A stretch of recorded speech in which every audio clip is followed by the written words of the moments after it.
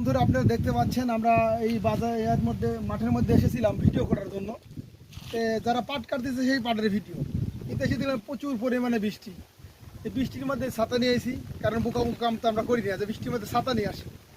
কিছু কিছু প্রাণী আছে এই বৃষ্টির থিনি বাঁচার জন্য কিংবা তার বাসা ঘর বাঁচার জন্য, যেমন আমরাই মনে করেন যে যখন না ভিজার কারণে উপরে কিন্তু চালে আমরা টিন দিই।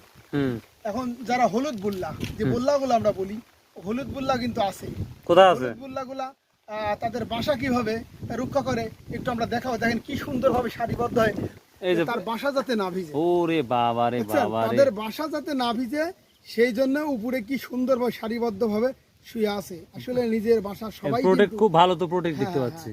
সবাই কিন্তু চায় যে নিচের বাসাটা যাতে না ভিজে। কিন্তু ভাই এটা ভেঙে দেওয়া ভাই যে কোনো ছোট বাচ্চাটা যাওয়ার সময় দুর্ঘটনা ঘটতে পারে, তাহলে ভাঙার কোনো দরকারই নেই। 90% ক্ষতি হওয়ার সম্ভাবনা বেশি ভাই। দিন শেষে ওরে বাবা রে সবাই বাসাতে আসি, এই জন্য